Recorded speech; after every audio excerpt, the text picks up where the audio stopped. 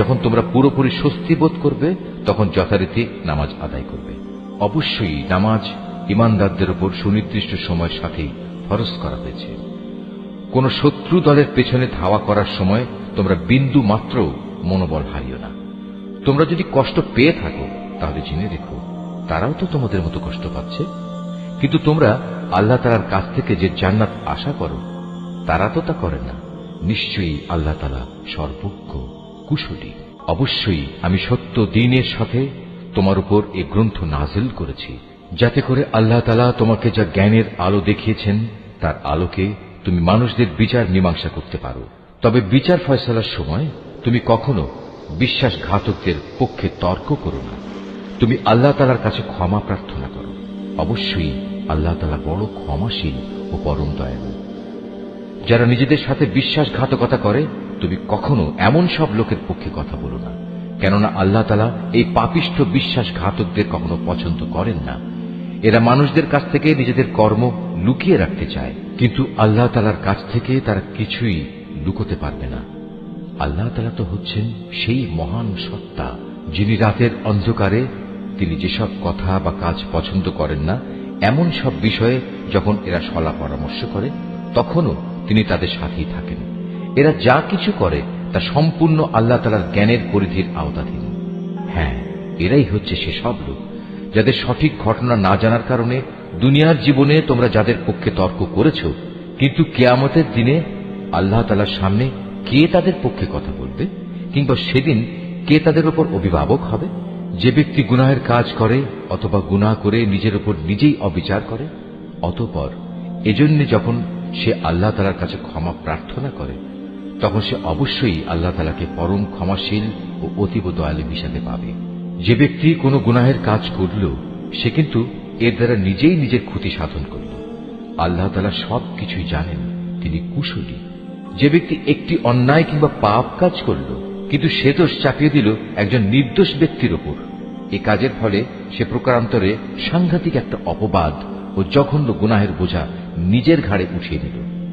এ পরিস্থিতিতে যদি তোমার উপর আল্লাহ তাআলার অনুগ্রহ ও দয়া না থাকত তাহলে এদের একদল লোক তো তোমাকে প্রায় ভুল পথে পরিচালিত করেই ফেলেছিল, যদিও তারা এই আচরণ দিয়ে তাদের নিজেদের ছাড়া অন্য কাউকেই পথভ্রষ্ট করতে পারছিল না। অবশ্য তাদের এই প্রতারণামূলক কাজ দ্বারা তারা তোমার কোনোই ক্ষতি সাধন করতে সক্ষম হতো না, কারণ আল্লাহ তাআলা তাঁর গ্রন্থ ও সে গ্রন্থলব্ধ কলা কৌশল তোমার উপর নাজিল করেছেন এবং তিনি তোমাকে এমন সব কিছুর জ্ঞান শিক্ষা দিয়েছেন যা আগে তোমার জানা ছিল না। তোমার উপর আল্লাহ তাআলার অনুগ্রহ ছিল অনেক বড়। এদের অধিকাংশ গোপন সলা পরামর্শের ভেতরই কোনো কল্যাণ নিহিত নেই। তবে যদি কেউ এর দ্বারা কাউকে কোনো দান খয়রাত, সৎ কাজ ও অন্য মানুষের মাঝে শান্তি ও সম্প্রীতি স্থাপনের আদেশ দেয় তা ভিন্ন কথা। আর আল্লাহ তাআলার সন্তুষ্টি অর্জনের লক্ষ্যে যদি কেউ এসব কাজ করে তাহলে অতি শীঘ্রই আমি তাকে মহাপুরস্কার দেব।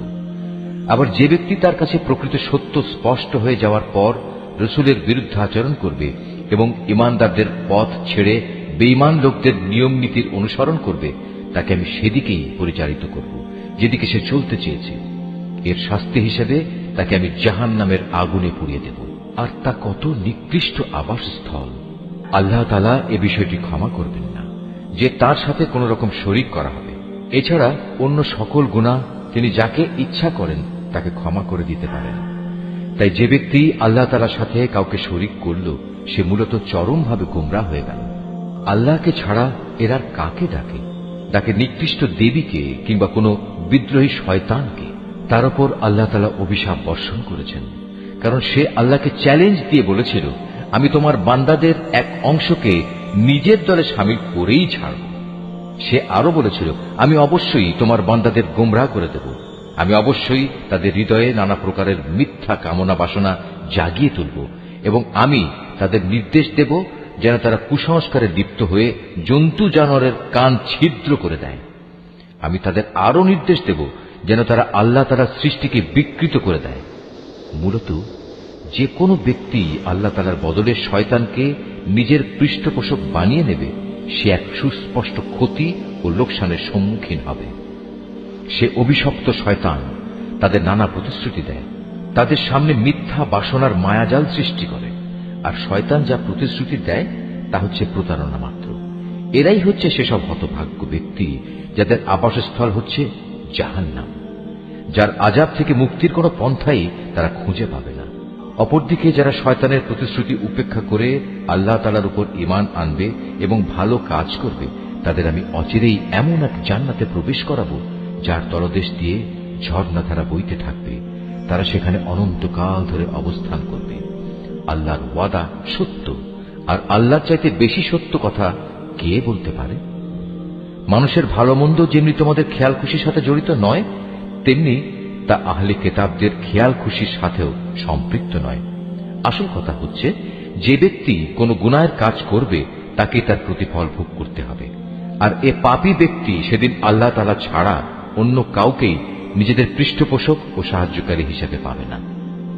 পক্ষান্তরে যে ব্যক্তি কোনো ভালো কাজ করবে, নর কিংবা নারী, সে যদি ঈমানদার অবস্থায় তা সম্পাদন করে, তাহলে সে এবং তার মতো সব লোক অবশ্যই জান্নাতে প্রবেশ করবে।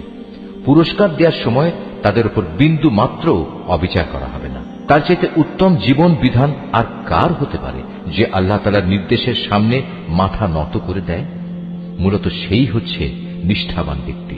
তদুপরি সে নিষ্ঠার সাথে ইব্রাহিমের আদর্শ মেনে চলে, আর আল্লাহ তাআলা ইব্রাহিমকে স্বীয় বন্ধুরূপে গ্রহণ করেছেন।